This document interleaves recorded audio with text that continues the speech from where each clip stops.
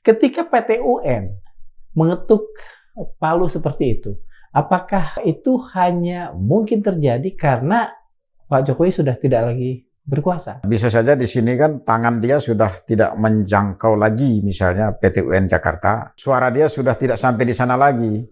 Corongnya sudah nggak ada. Konsekuensi putusan PT UN ini bagi UGM apa? Selain bahwa dia harus membuka akses untuk itu. Ini perintah undang-undang. Kalau dia tidak melaksanakan, ada ketentuan pidananya di sana. Yang dikenain siapa? Rektor lah. Apa yang ditakutkan oleh UGM? Yang paling telak itu legalisasi ijazah Jokowi itu, UGM tidak punya data. Saya menduga UGM memang melindungi Pak Jokowi. Kenapa dia lindungi? Karena prosesnya tidak benar. Bisa saja Pak Jokowi tidak kuliah di UGM, tidak selesai.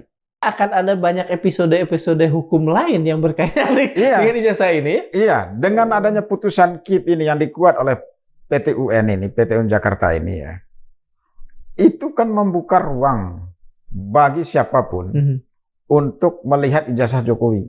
Bapak Jokowi ini kenapa sih kok tidak langsung tunjukkan aja? Saya menduga karena memang itu benar-benar palsu. Atau memang ijazahnya dibuat di tempat lain, bukan keluar dari UGM.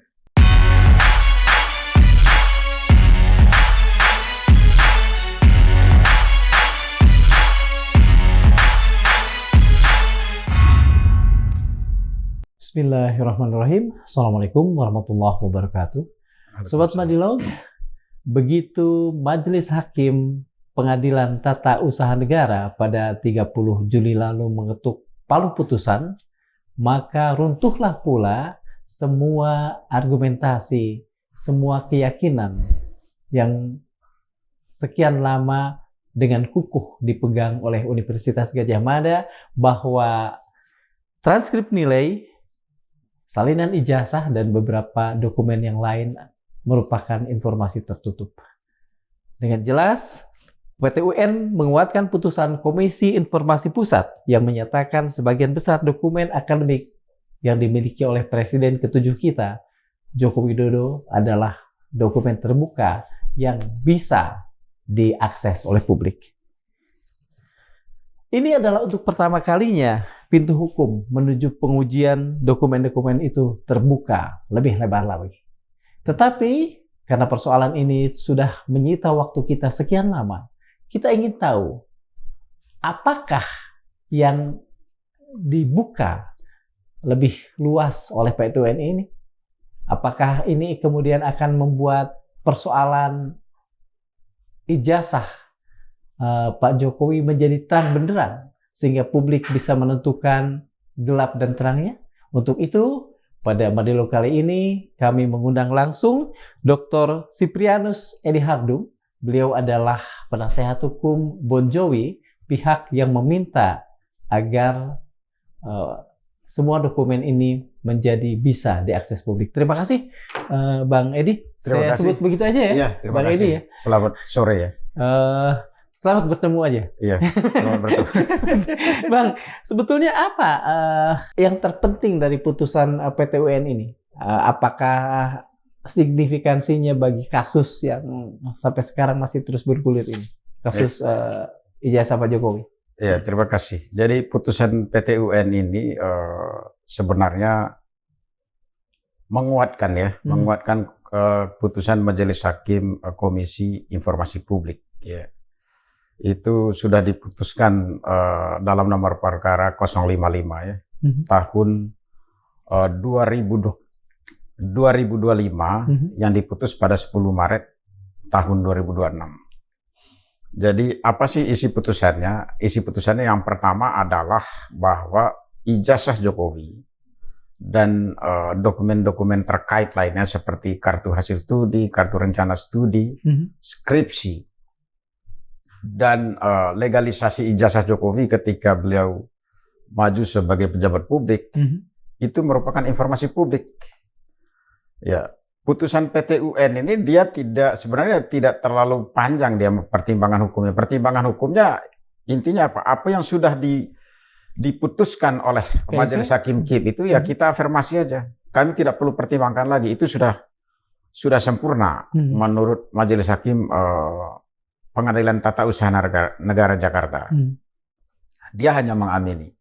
Kalau dia lihat pertimbangan hukumnya di situ sama sekali tidak ada, hanya dia bilang itu sudah benar. Singkat sekali kan. Jadi prosesnya waktu itu pun tidak terlalu lama sebetulnya? Lama juga, karena kita melalui berapa kali sidang kan ya, sampai 4 kali sidang. Ya, kita dia mengajukan keberatan, daftar itu, terus kita menjawab, kita menyampaikan eksepsi dan pokok perkara. Tapi karena PT UN itu dalam hukum acaranya bahwa tidak ada putusan sela, maka ada langsung putusan akhir saja. Jadi ya itu putusannya. Kalau bagi kejelasan soal ijazah ini, maaf ya, palsu atau tidak, apakah ini turut memberikan kontribusi nanti ke depan putusan ini? Konsekuensi dari putusan ini sebenarnya, putusan ini tidak mengatakan bahwa ijazah Jokowi ini asli atau palsu. Tapi memberi akses kepada publik untuk yang pertama, untuk sekedar mengetahui secara kasat mata. Benar nggak sih? Fotonya benar nggak itu fotonya? Yang kedua, dia melakukan penelitian. Ya, karena dari awal pernah saya menulis artikel bahwa apa sih tujuannya orang mempersoalkan ijazah Jokowi? Pertama mereka persoalkan ijazah Jokowi itu karena banyak keanehan. Yang pertama foto. Foto itu adalah ada kacamatanya. Sementara Pak Jokowi sampai sekarang tidak pakai kacamata. Saya sendiri baru 5 tahun terakhir pakai kacamata itu menjelang kepala 5. Ya kan? Betul. Menjelang kepala 5 baru kita pakai kacamata kan? Saya umur 49, berapa saya? Pokoknya mau mendekati kepala 5 baru pakai kacamata. Keanehan di Pak Jokowi, dulu beliau pakai kacamata, sekarang enggak. Lalu yang kedua, dulu beliau berkumis, sekarang enggak. Dan mukanya itu keanehan pertama yang orang lihat kan, meneliti kan. Satu berarti ini kepentingan apa di sini? Keingintahuan, apa sih yang ingin ditahukan? Bisa jadi satu pengembangan ilmu pengetahuan. Lakukan penelitian dong. Bisa orang membuat skripsi, tesis, dan disertasi dengan keanehan ini. Itu yang pertama yang saya bilang. Yang kedua, ini untuk kepentingan hukum. Hukum itu ada adegium dalam hukum itu adalah mengatakan bahwa langit runtuh, hukum harus ditegakkan. Fiat justitia et terret mundus. Kalau ada dugaan pelanggaran hukum, harus diproses. Di dalam hukum pidana ada 2 delik. Ada delik material dan delik formil. Delik formil itu apa mengatakan? Delik formil itu, kalau sudah dilarang oleh hukum, itu harus diproses, tidak bisa. Kelanggaran delik material itu kalau ada akibatnya. Dalam tindak pidana pemalsuan, itu tidak mesti harus ada akibatnya. Tapi itu dilarang. Itu kan delik formil. Apalagi ini ada akibatnya. Menimbulkan suatu hak. Ya kan? Seseorang yang diduga memakai ijazah palsu itu menimbulkan suatu hak. Haknya apa? Hak dia untuk jabatan publik. Iya kan? Betul. Atau misalnya dia menggunakan gelar tanpa hak kan? Supaya dia misalnya kita dipakai karena dia udah seperti saya misalnya gelar doktor supaya dia doktor bisa diundang sebagai pembicara misalnya. Menimbulkan suatu hak. Atau misalnya dia sertifikat tanah misalnya, bahwa tanah itu menjadi milik dia, itu kan hak atas tanah. Padahal itu bukan. Nah, jadi itu yang kedua. Yang kedua itu tadi soal untuk penegakan hukum. Lalu yang ketiga, kita tidak bisa pungkiri lagi misalnya orang mempersoalkan ijazah Jokowi ini tidak terlepas juga dari politik. Ya, ada persaingan politik lah ya. Karena jujur aja Pak Jokowi kan masih cawe-cawe, ya kan? Tentu orang melihat juga dari sisi ininya dong, ya kan? Beliau bukannya sebagai pandito, ya, mundur sebagai penasehat, tapi beliau berpihak sekarang. Ini orang ambil dari sisi politiknya juga.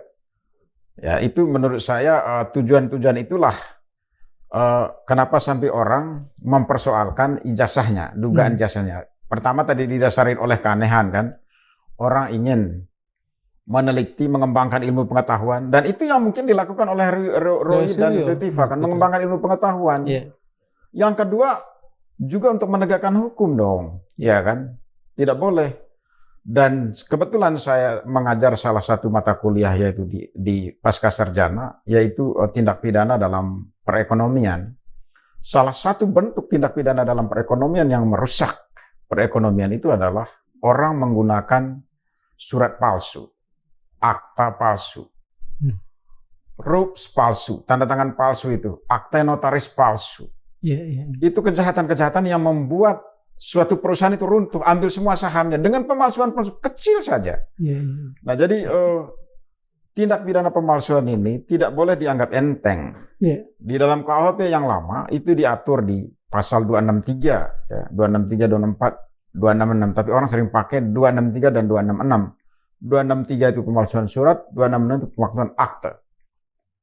Sekarang di KUHP baru sudah diatur di pasal 391 sampai 396 kalau nggak salah. Banyak sekali aturan pasalnya karena memang ini sangat serius tindak pidana pemalsuan ini. Dan ingat, tindak pemalsuan ijazah, ya pemalsuan ijazah dan gelar itu sebenarnya sebuah gerakan seperti hama kutu untuk menghancurkan sebuah negara, melecehkan pendidikan. Ya kan? Nah, ini tidak bisa dianggap enteng. Nah, kalau saya sendiri dari awal misalnya menulis sebelum saya menjadi kuasa hukum di Bon Jovi, saya sudah menulis artikel. Silakan aja misalnya orang searching itu. Saya juga ada podcast sebelumnya. Saya lebih kepada satu penegakan hukum, dua pengembangan ilmu pengetahuan. Jadi begitu. Ya. Kalau konsekuensi putusan PT UN ini bagi UGM apa? Selain bahwa dia harus membuka akses untuk itu. Konsekuensinya kan jelas memang dia harus buka kan. Ini perintah undang-undang. Ya kan? Itu di Undang-Undang KIP itu sudah jelas, ya, Undang-Undang Nomor 14 Tahun 2008. Kalau dia tidak melaksanakan, ada ketentuan pidananya di sana. Ya, di ketentuan pidana itu pasal 52 bahwa kalau dia tidak memberi apa yang diminta oleh publik, itu di hukumannya sih memang maksimal 1 tahun ya. Nanti yang dikenain siapa? Yang kenanya jelas pimpinannya, rektor lah, dan orang-orang sekitarnya ya, karena di situ kan pimpinan ya, itunya. Jadi ada sanksi pidananya memang undang-undang ini. Ada deadline nggak untuk itu? Ya. Ada deadline untuk UGM? Berapa bulan, berapa hari, berapa lama sampai kemudian mereka? Sebenarnya kalau habis putusan itu kan ada jeda eksekusinya. Hanya begini. Peradilan Indonesia itu ya kalau hadap dengan lembaga negara gitu seperti UGM, lembaga pemerintah, itu lembaga eksekutornya tidak ada. Ya, siapa lembaga yang bisa memaksa UGM misalnya? Paling himbauan seperti itu. Ya, himbauan seperti itu aja. Tapi kalau misalnya ketentuan pidana ya jelas prosesnya nanti kan dari KIP ya, lembaga KIP itu dia bisa mengeksekusi, minta bantuan polisi mungkin bisa. Itu di sana. Hanya kalau kita nih gaya putusan pengadilan tata usaha negara, masyarakat berhadapan dengan pemerintah. Ada misalnya di bupati di tempat saya ya, dia membangkang terhadap putusan PT UN, bahkan sampai kasasi. Dia tidak melaksanakan. Tidak bisa dieksekusi. Menurut undang-undangnya, itu bisa ditegur oleh atasannya. Atasannya bupati itu kan misalnya gubernur lah ya. Gubernur. Kalau tidak gubernur kan menteri dalam negeri, sampai presiden. Tapi tidak dilaksanakan. Begitu juga UGM nanti kalau tidak melaksanakan, itu susah juga untuk dieksekusi. Tapi saya, karena saya melihat UGM ini sebagai lembaga pendidikan, saya yakinlah, saya percaya UGM akan melaksanakan. Toh, apa sih untungnya bagi dia? Karena itu dengan saya pikir ya, dengan kita berpolemik, bertengkar di pengadilan seperti ini aja, UGM, nama UGM itu kan jelek ya jadinya ya. Walaupun dia itu hak konstitusional dia untuk mengambil langkah hukum. Tapi dengan seperti ini kan ada sebagian masyarakat menilai bahwa UGM ini mau melindungi orang yang diduga memakai ijazah palsu. Nah, walaupun belum tentu palsu. Oke. Nah, berdasarkan kepada tadi ada sebagian anggapan masyarakat, ada anggapan sebagian masyarakat bahwa UGM melindungi, katakan saja terlibat dalam sebuah konspirasi. Kalau itu kemudian ada yang ada di benak masyarakat, apakah masyarakat juga bisa mempersoalkan sikap UGM seperti itu dengan misalnya melakukan class action terhadap tadi yang sebelumnya itu, yang sekian lama mereka melindungi melindungi si dokumen-dokumen ini dari akses publik. Itu bisa saja orang masyarakat melakukan gugatan class action ya, bisa. Tapi sebenarnya dengan gugatan ini saja itu kan sebenarnya sudah hukuman bagi UGM lah. Ya. Yeah. Kalau misalnya dia tidak melaksanakan itu, nanti kan paling tinggal dieksekusi melaksanakan sanksi pidana dari Undang-Undang KIP kan, pasal 52 kan di situ. Ya kalau tidak juga paling nanti kan kalau gugatan class action juga hasilnya seperti itu, lari kepada eksekusi juga kan, gitu. Ya kita hanya mengetuk hati kesadaran UGM. Bahkan saya sudah mengatakan bahwa UGM ini sebenarnya dari awal membentuk tim pencari fakta, tim independen, ya, bukan hanya rektor. Kalau sekarang kan rektor, mohon maaf ya, orang masih menduga rektor ini kerjasama. Iya.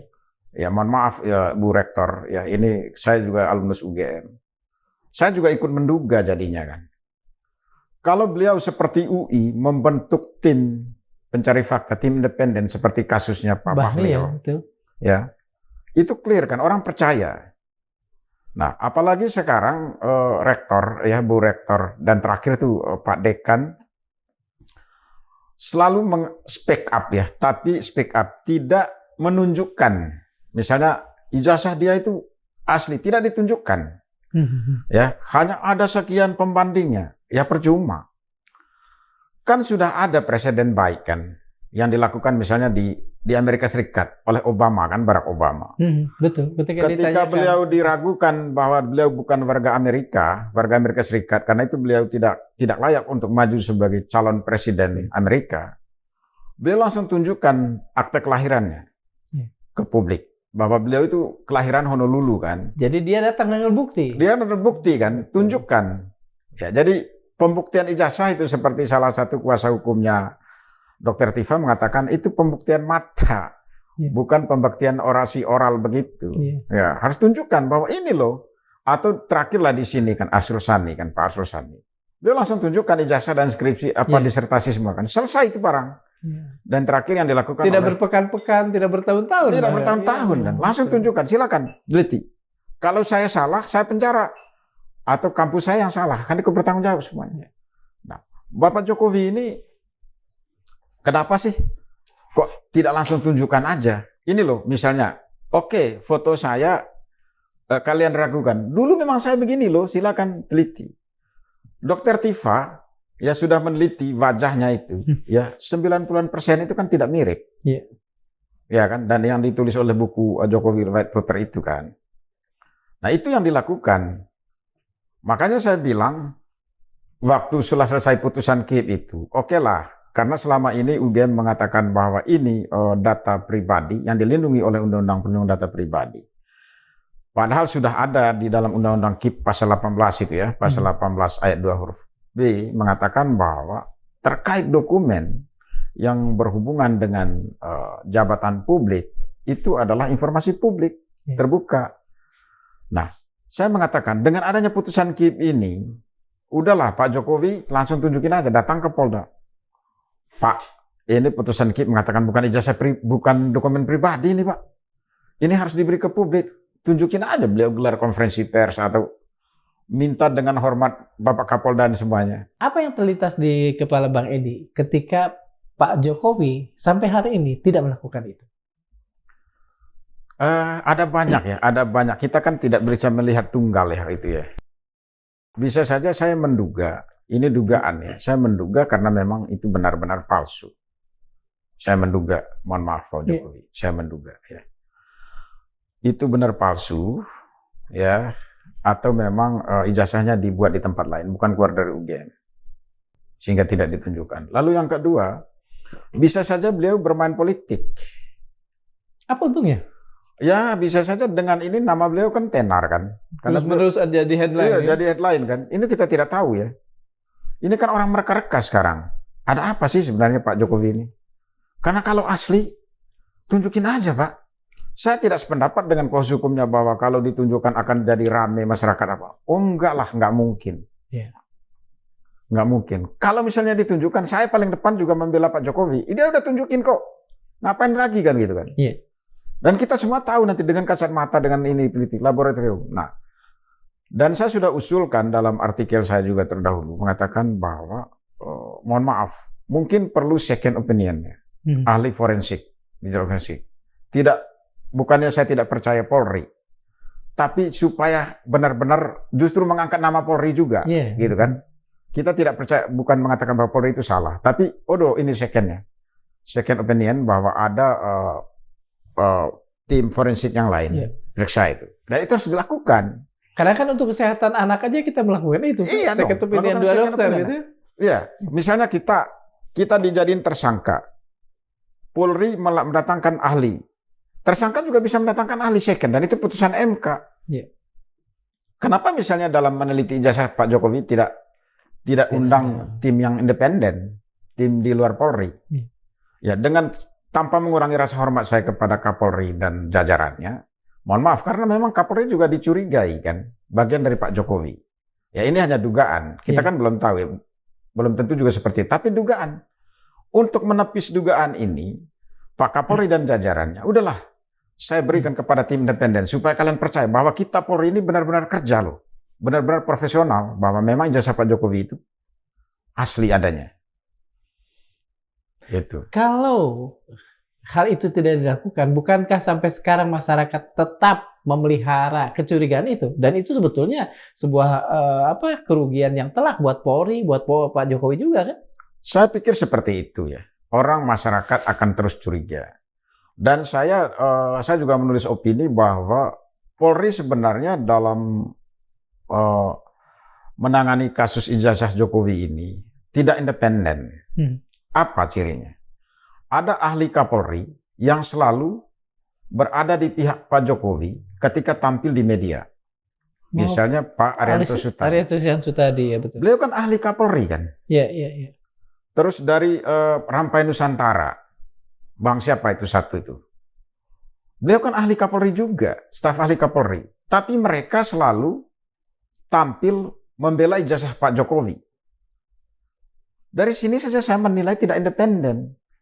Nah seharusnya kalau misalnya Polri independen, udahlah kalian ini kan terlepas kalian mengatakan bahwa ini pisah atau apa, tapi tetap konflik kepentingan. Karena kalian ini sebagai staf ahli Kapolri. Larang, jangan tampil. Ketika tampilkan ini dengan terang benderang, Polri ini tidak independen. Terlepas misalnya Polda Metro dan Bareskrim itu kerja profesional, tapi kan orang sudah menilai kan, curiga. Apalagi di zaman industri 4.0 ini, medsos, digitalisasi yang begitu ini, kecurigaan itu selalu muncul dan ada berita-berita hoax seperti itu. Kalau ini sudah ini kan sudah terjadi nih. Palu sudah diketuk, kemudian itu menjadi sebuah dokumen yang bisa diakses publik. Kemudian tadi dikatakan ada sementara publik juga yang menginginkan ini terbuka untuk penelitian. Dilakukanlah penelitian dan hasilnya misalnya terbukti bahwa ijazah itu palsu. Apa yang bisa dilakukan oleh publik atau bahkan oleh penegak hukum terhadap Pak Jokowi? Hasil penelitian walaupun dia itu asli, itu kan bukan putusan hukum.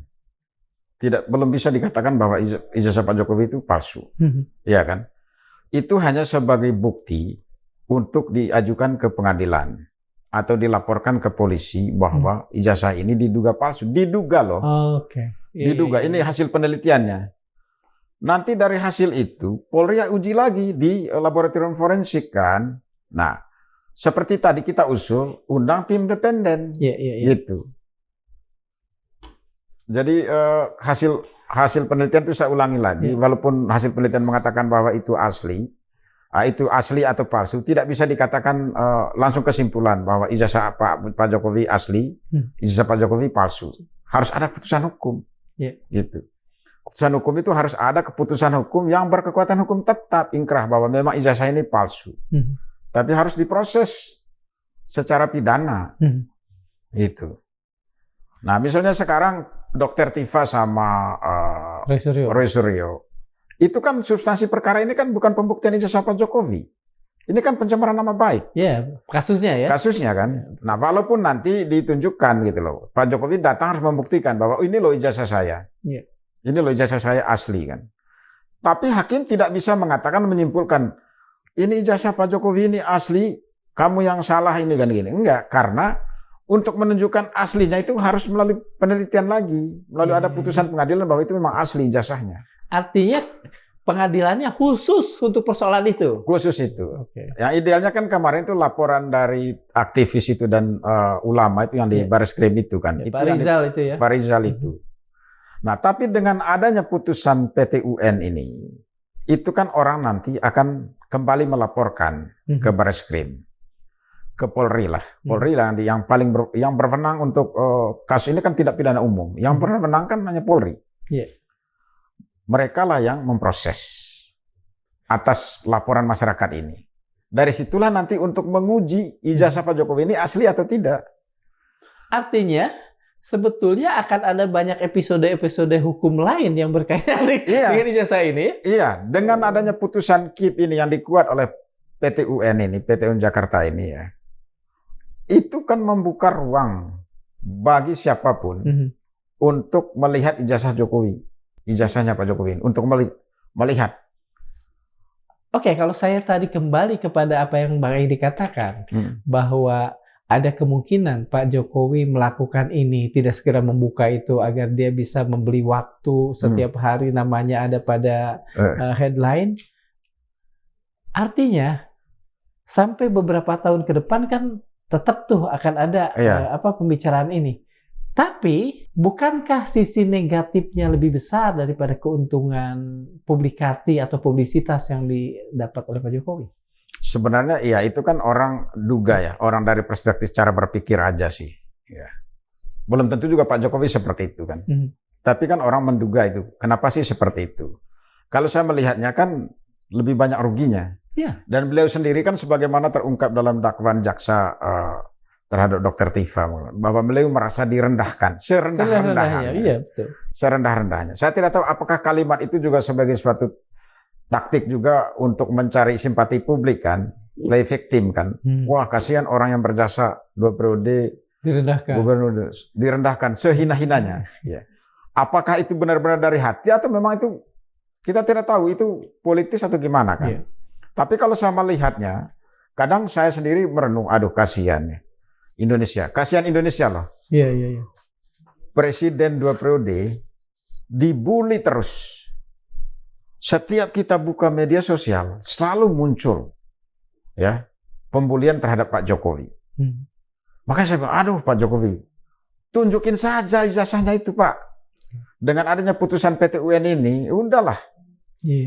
Nah orang bilang kan misalnya, kalau misalnya ijazah beliau ini terbukti, katakanlah ada di proses pengadilan, terus bagaimana terhadap Pak Jokowi? Saya jawab, ada 2. Yang pertama, menurut ketentuan hukum yang berlaku, dia dihukum. Kalau misalnya sekarang ini di KUHP yang baru itu dihukumnya 6 tahun penjara, ya kan? Dia dihukum. Tapi di dalam hukum juga ada namanya pendapat mengatakan bahwa demi hukum, dia juga tidak perlu dihukum. Yang penting mengakui salah saja. Beliau tidak masuk penjara dengan mengatakan bahwa ya saya khilaf menggunakan ini, ya. Ini juga bukan karena saya ada banyak yang terlibat. Ya udah, beliau dimaafkan. Dimaafkan saya itu juga ada kanal dalam hukum dan itu dibolehkan. Dimaafkan oleh hukum. Iya, demi hukum namanya, demi negara, demi bangsa dan negara. Karena beliau sudah 2 periode kan. Iya. Kalau ada publik yang tidak merasa memaafkan, apakah dia bisa melakukan gugatan lain? Ya, paling dia menggugat kepada negara yang putus itu. Misalnya dia PT UN, itu kebijakan misalnya. Kebijakan dari, katakanlah itu nanti kebijakan kan itu jaksa kan. Iya. Deponering, jaksa untuk menghentikan perkara, itu kan jaksa. Dia menggugat itu, dia pra-peradilan kan itu kan. Saya yakin juga pra-peradilannya ditolak. Karena itu memang sudah ada ranahnya, itu sudah diatur dengan baik itu. Ada namanya demi kepentingan umum atau demi hukum lah. Kalau saya sendiri sih sepakat ke sana. Kalau misalnya ijazah Pak Jokowi ini palsu, beliau cukup minta maaf saja. Karena ya beliau kan sudah 2 periode. Kan? Iya. Udah 2 periode. Tapi yang penting bahwa dia meminta maaf bahwa dia menggunakan itu dan menghimbau kepada seluruh masyarakat Indonesia jangan mengikuti jejak dia. Dia menggunakan ijazah palsu. Kalau itu terbukti loh. Iya, betul. Bang, Ini kan ada putusan yang sama-sama sudah kita ketahui tanggal 30 Juli kemarin ya. Kemudian tiba-tiba muncul, ini asumsi. Asumsinya adalah itu datang tiba-tiba kebaikan hati Pak Jokowi untuk melakukan shortcut daripada ini persoalan panjang. Tiba-tiba datang bikin satu press release, ini saya tunjukkan bla bla bla, bisa juga kan? Bisa. Dan itu kemudian semua persoalan jadi selesai. Artinya kasus-kasus ditutup atau gimana? Enggak. Kalau dia tunjukkan itu kan orang lihat. Benar nggak sih? Kan pasti orang persoalkan. Beliau harus jelaskan keanehan di atas ijazah itu. Seperti penelitiannya Dr. Tifa sama Roy kan. Satu persatu di elaborasi ya? Iya kan ilmuwan kan turun itu semua kan. Soal kecocokan wajah lah segala macam kan itu kan. Itu. Nah, yang lebih bagus misalnya, ya udah misalnya ini loh ijazah saya, ini benar-benar ijazah saya, foto saya apa segala macam. Atau misalnya beliau jelaskan dulu ambil foto di mana tuh, tapi ijazah saya, bisa saja. Gitu. Tapi itu tadi harus dijelaskan juga sama UGM. Tidak salah kalau itu asli, benar-benar beliau tunjukkan. Gitu. Selesai itu barang. Saya pikir tidak terlalu panjang lebar dan orang nanti udahlah sebagian aja meneliti segala macam kan. Kemudian beliau diproses hukum itu. Bang. Kan kita tahu nih, beberapa waktu yang lalu, dan ini sudah cukup lama, hampir setahun, Barreskrim sendiri menyatakan bahwa ijazah Pak Jokowi, ya pengertian awamnya asli gitu. Itu gimana ya hubungannya dengan ini? Kan orang masih mempertanyakan. Itu kan tadi, itu kan hanya secara oral kan. Iya betul. Mabes Polri tidak tunjukkan ijazah yang mereka teliti itu mana. Kan sebenarnya ini loh barang buktinya. Yang kami teliti itu ini, ditunjukkan. Ini, 90% identik. Ya kan? Kan tidak. Hanya mereka menyebutkan, dicocokkan dengan beberapa temannya, identik. Tapi tidak ditunjukkan. Itu yang membuat masyarakat masih ragu. Ya. Makanya dia bilang, udahlah kalau gitu cari aja second. Second opinion itu. Itu menurut saya, mungkin Bapak Kapolri perlu perhatikan ini gitu loh. Kalau memang beliau benar-benar yang pertama menegakkan hukum seprofesional mungkin, yang kedua untuk membawa nama baik Polri juga kan. Begini misalnya, Kapolri yang sekarang yang kita anggap mempertahankan kondisi seperti ini, kan orang juga memegang jabatan pada suatu saat dia akan keluar dari jabatan itu. Apakah ketika beliau sudah tidak lagi menjadi Kapolri, publik kemudian masih punya, katakan, hak untuk melakukan gugatan terhadap dia secara pribadi? Kan tadi dengan ada putusan ini kan sampai kapanpun bisa. Iya kan? Sampai kapanpun bisa orang melakukan laporan kan, membuat laporan polisi kan. Gitu kan. Kalau mereka belum puas kan mereka lapor lagi. Mereka lapor lagi. Ini kemarin sampai di mana kan gitu kan. Kalau tidak diproses kan, di KUHP yang baru kan bisa pra-peradilan kan? Itu polisi kan? Nah misalnya dia bilang nebis in idem. Nebis in idemnya di mana? Sudah proses belum? Kalau belum proses kan tidak bisa nebis in idem. Atau dia SP3. SP3-nya apa alasannya? SP3 kan bisa dipra-peradilankan juga. Nah ini sebenarnya menurut saya, kasus ijazah Pak Jokowi ini juga merupakan tantangan Polri. Tantangan Polri sebagai lembaga penegak hukum dalam kasus-kasus tindak pidana seperti ini, tindak pidana umum. Ya, ini masuk dalam tindak pidana umum. Ini tantangan bagi mereka karena mohon maaf, dengan adanya putusan bahwa ijazah Pak Jokowi itu dan dokumen pendukung lainnya yang digunakan untuk jabatan publik itu merupakan informasi publik. Orang akan terus mempersoalkan. Tidak bisa ditutupin. Mana itu ijazah itu? Misalnya nanti ekstrimnya Tifa sama Roy di penjara kan. Kan barang bukti itu kan dikembalikan ke UGM kan? Ijazah yang aslinya dikembalikan ke Pak Jokowi kan? Itu orang kejar. Mana itu ijazah? Kami teliti. Satu tadi untuk penegakan hukum, dua untuk ilmu pengetahuan. Karena ini udah jadi dokumen terbuka ya? Dokumen terbuka. Itu informasi publik. Undang-undang sudah ada.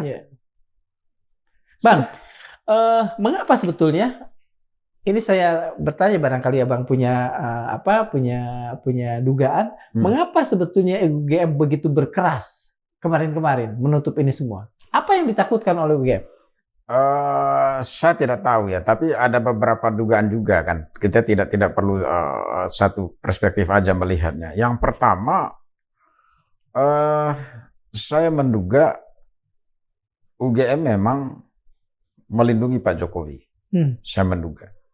Ya, melindungi semuanya. Lalu yang kedua, kenapa dia lindungi? Ini didugaan semua ya. Yeah. Kenapa dia lindungi? Karena prosesnya tidak benar. Proses apanya?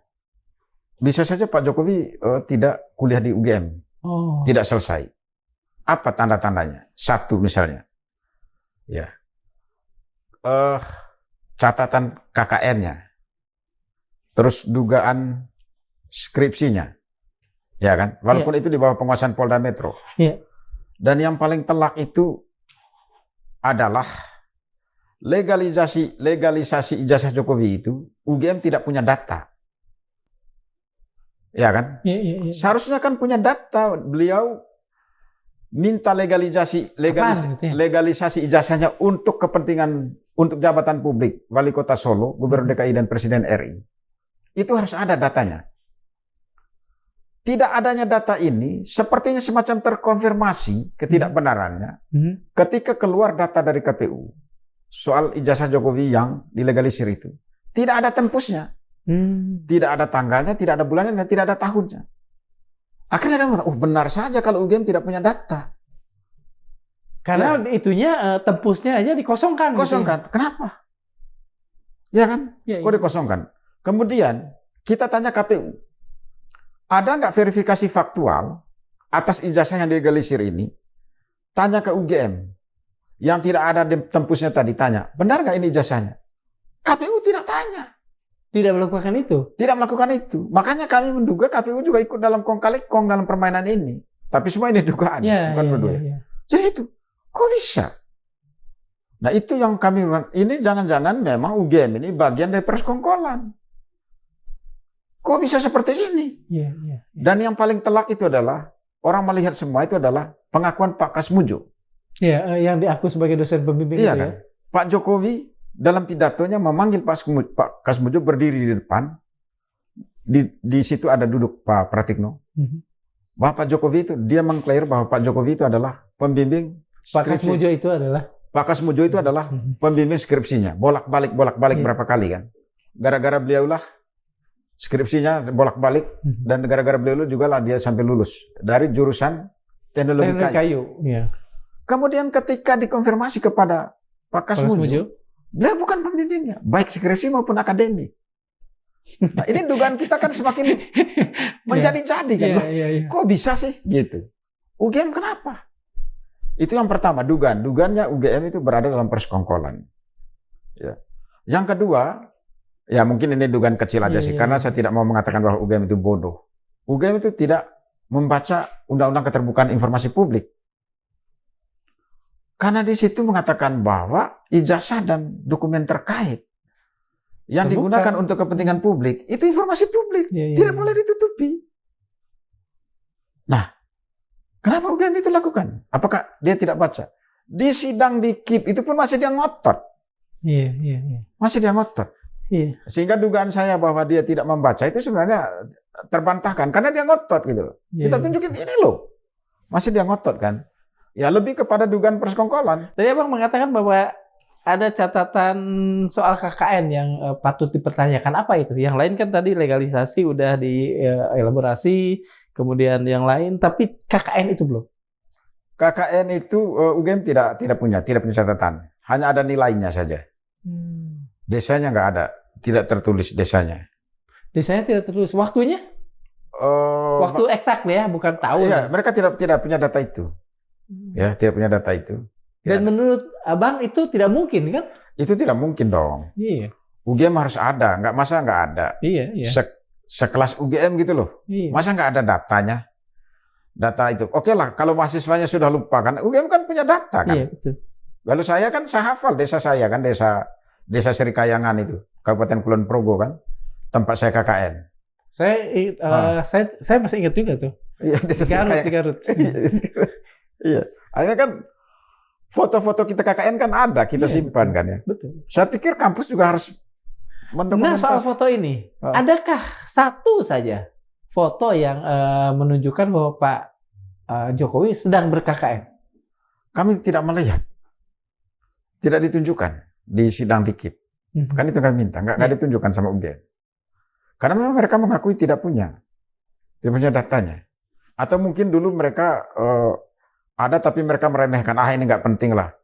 Ini kesalahan dari pihak administrasi kampus mungkin, barangkali. Tapi loh, kok bisa gitu loh? Paling tidak ada nama desanya. Angkatan ini kan ada itu, terekod kan semuanya. Sampai keluar nilai. Tidak mungkin muncul nilai KKN kalau tidak ada misalnya dia KKN desa apa. Betul. Terus jangka waktu KKN-nya kapan, dari kapan? Kan ada itu. Masa nggak ada? Dan Pak Jokowi itu kan masih tahun 80-an kan, tidak terlalu jauh lah sebenarnya. Iya, baru kemarin. Gini Bang, kalau suatu saat kemudian setelah episode ke depan itu kemudian terbongkar bahwa ada sesuatu yang berkaitan dengan para petinggi UGM, itu yang bisa dijeratkan pada mereka apa? Pidana apa? Ini kan larinya ke pidana, kan ke persekongkolan kan. Ya. Kalau misalnya ijazahnya, maaf ini, kalau benar misalnya ijazahnya Pak Jokowi ini palsu kan, yang jelas kan rektor UGM itu kena. Orang-orang itu kan pasti diurut kacang kan, siapa yang diduga terlibat kan, turut serta, ya segala macam itu, persekongkolan itu, pasti kena. Itu. Sampai siapa kemudian? Apakah kemudian ya sampai ke yang paling bawah kan itu nyanyi nanti siapa misalnya. Termasuk yang kemudian ketika sidang-sidang KIP menolak memberikan dokumen? Itu kan lawyernya yang tampil ya. Lawyer itu kan kita punya hak imunitas, itu kan kita berdasarkan prinsipal. Keterangan prinsipal seperti apa? Itu. Kita tidak bisa dijerat itu kan. Paling nanti prinsipal yang ditarik. Itu kan. Artinya sebetulnya urusan ijazah ini masih akan tetap hangat sampai sekian tahun ke depan ya? Saya pikir masih, karena itu tadi dengan ada putusan ini kan orang kan mencurigai, masa kok bisa gitu loh, ijazahnya dengan foto seperti itu gitu kan. Nah, itu orang masih curiga. Terus yang lain, apalagi mohon maaf tadi, Pak Jokowi masih cawe-cawe dalam politik. Kan ini tadi seperti saya bilang, kan ada 3 tujuan tadi itu kan. Satu, kepentingan ilmu pengetahuan, yang kedua penegakan hukum, yang ketiga politik ini. Bisa juga ada satu tambahannya, ekonomi. Mohon maaf, kalau benar misalnya ada orang yang harus masuk ke pihak sana dapat duit, seperti setelah dia dapat duit ke luar negeri, terus dari luar negeri hello, iya kan? Bisa saja kan ekonomi. Atau misalnya ada muncul orang membela segala macam, ada yang mencurigai karena dia dapat duit. Atau bisa saja misalnya saya dicurigai. Saya ngomong ijazah Pak Jokowi ada yang membiayai. Seperti Pak Roy segala macam. Bisa, ini kan orang curiga. Ya kan, dugaannya ke sana. Tapi jujur saya sendiri, ini benar-benar panggilan sejarah bagi saya. Ini saya ingin melihat Bang Edi tidak hanya sebagai seorang lawyer, tapi seorang alumnus UGM. Nah, apakah terpikir untuk mempertanyakan sikap UGM ini dalam sebuah aksi hukum apapun namanya? Gini ya, misalnya saya tampil gini kan, ada sebagian alumni yang marah, yang mengatakan udahlah jangan kita yang persoalkan, biarkan orang lain. Saya bilang jangan dong. Justru kita yang ini kan tidak melihat apakah dia alumni atau tidak. Ini kan kita melihat ada sesuatu keanehan. Masa misalnya ada dugaan penyimpangan yang dilakukan oleh kampus kita tidak mempersoalkannya. Justru saya sendiri mengatakan, karena saya cinta UGM. Saya cinta UGM. Saya ingin UGM itu seperti UI, membentuk tim independen. Supaya pertama, untuk nama baik UGM sendiri. Yang kedua, untuk semua masyarakat, untuk anak-anak muda siapapun. Untuk penegakan hukum, bahwa tidak main-main dengan menggunakan ijazah palsu. Menggunakan surat palsu, akte otentik yang palsu. Itu tidak boleh. Itu salah satu penyakit dalam ekonomi, menghancurkan. Itu. Kembali, saya kan tadi mengangkat satu fakta bahwa Bareskrim sudah menyatakan meskipun hanya dengan omong-omong tadi bahwa ijazah itu asli. Apakah setelah ini, setelah keluarnya putusan PT UN ini, bisakah kemudian ada penelitian ulang di Bareskrim? Apalagi misalnya kalau sampai melibatkan second opinion satu lembaga independen tertentu dari luar. Saya pikir gini, itu putusan PT ini kan polisi itu kan melakukan penelitian ulang itu kan kalau ada yang melapor kan. Kalau ada yang melapor. Konon sih katanya ada yang melapor lagi. Saya tidak tahu apakah Bareskrim melakukan itu atau tidak. Jadi putusan PT UN ini kan lain ya. Kecuali kalau dengan ini ada temuan baru lagi bahwa ini ada dugaan. Mereka lapor lagi, ya itu diproses sama Bareskrim. Artinya sebetulnya keputusan PT UN ini membuka peluang buat semua warga negara untuk ikut melaporkan. Enggak. Putusan PT UN ini membuka peluang kepada siapapun untuk meneliti ijazah. Meneliti. Kan untuk mengetahui dokumen-dokumen itu kan. Itu. Dibuka ke publik, dia melihat kan dengan berbagai latar belakang ilmu. Ada dia ilmu misalnya digital forensik, dia tahu kan IT, melihat itu. Ada yang dari ilmu hukum, macam-macam. Mas, kalau prosesnya, ini UGM ini menyerahkannya kan ke Bon Jovi ya? Iya. Ke mana? Ke Bon Jovi kan? Bon Jovi. Nah, apa yang akan Bon Jovi lakukan begitu semua dokumen ini diberikan oleh UGM? Apakah juga akan melibatkan sebanyak mungkin pihak dari publik untuk sama-sama juga kalau mereka punya kesangsian yang sama? Kita kan meneliti ya di tim Bon Jovi kan misalnya Ibu Leni itu kan beliau itu kan pakar juga ya, seorang pakar IT juga. Dia akan meneliti, nanti kita melihat apa benar atau tidak ada kecocokan. Nanti untuk itu kita akan bicara tersendiri lah. Kalau misalnya memang tidak ada deadline yang ditetapkan oleh PT UN, apakah teman-teman Bon Jovi sendiri yang justru menetapkan deadline kepada UGM untuk kapan? Gini. Ini kan putusan PT UN ini kan UGM pasti bisa ada langkah hukum. Kasasi? Kasasi. Oke. Ya, 14 hari sejak putusan itu dibacakan. Tanggal 30, hitung dari tanggal 30, 14 hari ke depannya, dia mengajukan kasasi. Kalau dia mengajukan kasasi itu kan memori kasasinya kan pasti memberitahu ke kami. Kami juga memberi waktu 14 hari untuk menanggapi. Jadi itu nanti. Jadi kita tiktokan dengan dia, tapi dia masuk dulu. Kalau itu kan akan dari Panitra PT UN itu akan lapor ke kami dan kami akan memberikan kontra memori kasasi kan. Nah kalau dari selesai kasasi nanti kan itu kan berarti sudah inkrah. Syukur-syukur kalau misalnya UGM tidak melakukan kasasi, itu berarti nanti dia akan berikan ke kami. Ya. Karena sebagian dokumen yang kami minta itu UGM menjawab bahwa di bawah penguasaan Polda Metro. Antara lain misalnya ijazah aslinya itu dari Pak Jokowi sendiri. Terus salinan ijazahnya itu di bawah penguasaan Polda Metro. Nah itu nanti yang kami minta. Terus dokumen-dokumen pendukung lain tadi, legalisir segala macam itu. Nah itu nanti katakanlah kalau itu kan polisi kan sekarang dipegang di tangan jaksa sekarang ya. Di tangan jaksa karena jaksa semua dokumennya udah di tangan jaksa. Udah di tangan jaksa. Kalau nanti sudah divonis ya, sudah berkekuatan hukum tetap, itu kan barang bukti itu dikembalikan kepada yang punya, ke UGM, ke Jokowi sendiri. Nah, nanti UGM baru diserahkan ke kita. Sebagian yang masih dia kuasai harus diserahkan untuk kita lihat. Oke. Gitu. Kalau misalnya begini, UGM masih punya hak untuk melakukan kasasi. Waktunya masih ada 14 hari tuh. Yang sudah berkurang dikit lah dari tanggal 30. Kalau Mas sendiri melihat apakah itu akan dilakukan? Melihat sisi plus minus bagi UGM sendiri?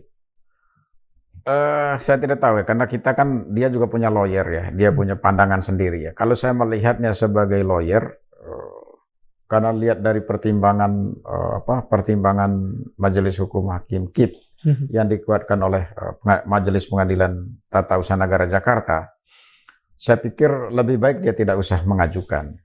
Karena alasan dia mengajukan keberatan itu hanya 2 aja poinnya. Satu itu adalah soal kedaluarsanya kami mengajukan permohonan. Ini dibantah oleh majelis hakim, bukan dibantah lah, diabaikan. Kenapa? Karena itu, alasan seperti itu tidak bisa menggugurkan kepentingan yang lebih besar. Apa itu kepentingan lebih besar? Yaitu keingintahuan masyarakat, hak masyarakat dalam demokrasi. Ijazah Pak Jokowi dan dokumen pendukungnya itu adalah informasi publik yang merupakan hak masyarakat untuk mengetahuinya. Nah, dalam hukum itu bahwa yang kepentingan yang lebih besarlah diutamakan, hukum acara itu bisa diabaikan. Dan itu pendapat ahli yang kami datangkan juga di KIP dan di PT UN. Ya, itu satu. Alasan yang pertama mereka soal batas waktu. Alasan yang kedua dia itu kan di Undang-Undang Perlindungan Data Pribadi tadi. Itu kan terbantahkan dengan Undang-Undang KIP pasal 18 ayat 2 huruf B kan, bahwa dokumen-dokumen yang dipakai untuk kepentingan jabatan publik itu merupakan informasi publik. Mana lagi dia coba? Jadi sebenarnya tidak ada alasan dia untuk kasasi. Untuk kasasi. Kalau hanya gitu-gitu aja sih, ya. Kalau dia masih melakukan, itu menurut kami itu ada hanya untuk buying time aja atau untuk menggoreng isu. Tapi tetap aja di mata publik bahkan akan lebih rusak ya? Lebih rusak menurut saya. Ya, kalau saya seperti UGM itu, udahlah diserahkan aja, ngapain juga. Itu. Tidak usah terlalu ngotot. Atau apakah akan ada akan ada satu alasan yang sebetulnya tidak masuk akal? Sudahlah, kepala rusak. Mereka akan melakukan itu. Mungkin nggak? Ya, sebenarnya kalau di dalam hukum sih nggak boleh seperti itu ya. Dia punya alasan. Kalau masih alasannya masih ada, dibuat-buat aja, ditampilkan aja itu alasannya. Ya, bisa saja dia melihat bahwa batas waktu itu penting. Itu kan menyangkut hukum acara kan, formalitas dalam sebuah perkara. Dia penting ke situ formalitas daripada substantif kan. Substantif itu kan demokrasi, keterbukaan kan, hak masyarakat. Itu substansinya. Itulah yang namanya keadilan substantif. Ya, dia mengedepankan di sini mungkin keadilan prosedural kan. Dia ini kan soal batas waktu segala macam. Tapi hakim mempertimbangkan keadilan substantif. Substantifnya itu apa sih? Substantifnya itu demokrasi. Hak masyarakat untuk mengetahui. Itu yang lebih penting. Yang lebih besar untuk pembangunan bangsa. Sepakat nggak sih ini negara demokrasi? Kalau sepakat ya itu yang dipakai. Kita sekarang tidak bicara hukum nih. Kita bicara tentang power, tentang kekuasaan. Kita tahu MK pernah melakukan sesuatu yang kurang elegan, kurang elok. Sampai kemudian prosesnya menjadikan Gibran sebagai wakil presiden. Itu terjadi ketika Pak Jokowi masih berkuasa, masih memegang, masih menjadi presiden. Ketika PT UN mengetuk palu seperti itu, apakah sempat terpikir di benak Bang Edi bahwa itu hanya mungkin terjadi karena Pak Jokowi sudah tidak lagi berkuasa, sehingga kemudian tangan-tangannya sudah agak powerless? Sebenarnya ada aja sih pikiran seperti itu ya. Tapi yang lebih besar dalam pikiran saya adalah bahwa memang majelis hakim takut juga dengan kalau misalnya dia menyimpang dari ketentuan hukum yang benar. Ya. Tapi ada juga anggapan seperti itu bahwa memang tangan kekuasaan itu sudah mulai lepas ya. Rejim itu, karena kita yang belajar hukum dan politik itu kan ada dua arti rejim itu kan. Yang pertama adalah orang-orang, yang kedua adalah kebiasaan dan aturan-aturan hukumnya kan. Nah, bisa saja di sini kan tangan dia sudah tidak menjangkau lagi misalnya PT UN Jakarta untuk membelai, mohon maaf ya, untuk membelai. Ini kan kita boleh saja menduga kan, gitu. Sehingga atau suara dia sudah tidak sampai di sana lagi, corongnya sudah nggak ada kan gitu kan, sehingga PT UN Jakarta memutuskan sesuai ketentuan hukum. Tapi ini dugaan. Tapi yang lebih mendasar saya bahwa memang hakim PT UN Jakarta itu profesional. Yang paling utama anggapan saya. Dengan keputusan seperti itu, apakah Abang melihat bahwa keputusan itu biasa saja karena memang seharusnya begitu, atau ini satu keputusan yang harus dikatakan satu keputusan yang monumental dalam persoalan ini? Saya pikir ini keputusan yang monumental menurut saya ya, karena di tengah peradilan kita ini dicengkram ya oleh kekuatan rejim. Ya, saya masih mengatakan rejim ya. Ada rejim sekarang, rejim oligarki dan rejim mafia hukum. Ini menurut saya itu luar biasa. Kemarin itu kita melangkah misalnya di KIP itu, ya dengan ada rasa optimisme, rasa pesimistis juga. Jangan-jangan mereka dibelai lah, diancam atau segala macam, atau disusupin kekuatan rejim. Begitu juga di PT UN. Ketika ada putusan seperti ini lega gitu loh, semacam kok iya ya? Ya memang harus seperti ini. Iya. Memang harus seperti ini negara hukum gitu kan. Jadi saya pikir sesuatu yang bagus lah, artinya sudah oke, peradilan Indonesia itu gelap tapi tidak gelap-gelap amat ya, sudah mulai ada sinar lah gitu kan, ada sinar. Apa yang akan segera dilakukan Bon Jovi selain menunggu beberapa dokumen dari UGM yang memang masih dipegang, yang lainnya kan sudah di jaksa saat ini ya? Iya. Apa yang akan dilakukan selain menunggu? Ya sebenarnya kita ya biasalah kita diskusi aja, kalau nanti kita menunggu-nunggu, kalau misalnya dia tidak mengajukan kasasi kan kita bergegas ke UGM untuk meminta kan, ada minta itu. Lalu yang berikut kami kan akan berhadapan sama Polda Metro juga di KIP ya. Iya. Tapi kapan itu? Mungkin saya tidak tahu, kita sudah ajukan permohonan, belum dipanggil sidang karena Majelis Komisioner KIP kan baru terbentuk ini. Ini baru semua kan. Yang kemarin itu kan sudah diganti kan. Itu jadi belum bisa. Itu yang berikutnya juga kan mungkin Polda Metro juga kan masih sibuk. Tapi sebenarnya sudah tidak sibuk lagi sih. Hanya data-data itu kan sudah alih ke kejaksaan ya. Sudah kejaksaan, bukan di tangan mereka lagi gitu kan. Nah, makanya kita diskusi nanti langkah kita seperti apa. Nah, barang bukti udah di kejaksaan, tapi yang nanti akan dalam tanda petik bertempur di KIP adalah Bon Jovi sama Polda Metro. Ini apakah ini masih relevan sementara barangnya udah di kejaksaan? Nah makanya itu kita diskusikan lagi nanti. Ya, bisa saja nanti kita akan berhadapan sama kejaksaan atau apa gitu kan, bukan dengan Polda Metro lagi kan. Terima kasih untuk kehadiran Bang Edi di hadapan teman-teman Madilog. Terima kasih teman-teman Madilog ya. Selamat sore. Sobat Madilog, filsuf Prancis Alexis de Tocqueville pernah mengingatkan bahwa kesehatan sebuah demokrasi bukan hanya diukur dari siapa yang memerintah, tetapi juga dari keberanian warganya mengawasi kekuasaan dan menjaga akan hukum bekerja secara jujur. Kasus ijazah ini pada akhirnya bukan semata tentang satu nama, satu universitas, atau satu lembar dokumen. Yang sedang dipertaruhkan adalah kepercayaan publik kepada institusi. Sebab bila sebuah negara meminta rakyat percaya kepada hukum, maka hukum pun harus bersedia membuka dirinya untuk diuji. Kebenaran tidak pernah takut pada cahaya, hanya keraguan yang selalu mencari tempat untuk bersembunyi. Karena itu biarkan hukum bekerja di atas fakta, bukan di atas prasangka. Di atas bukti, bukan di atas kebencian ataupun pemujaan. Sebab bila yang kita cari benar-benar kebenaran, kita harus siap menerimanya kemanapun ia membawa. Rasulullah SAW bersabda, tinggalkan sesuatu yang meragukanmu kepada sesuatu yang tidak meragukanmu. Hadis riwayat At-Tirmizi dan An-Nasai. Itulah jalan kebijakan, sekaligus jalan yang semestinya ditempuh sebuah negara hukum. Mengakhiri keraguan dengan keterbukaan, menjawab tuduhan dengan bukti, dan menegakkan keadilan tanpa memandang siapa. Terima kasih sudah memirsa. Assalamualaikum warahmatullahi wabarakatuh. Terima kasih, Bang Edi. Sama-sama. Terima kasih.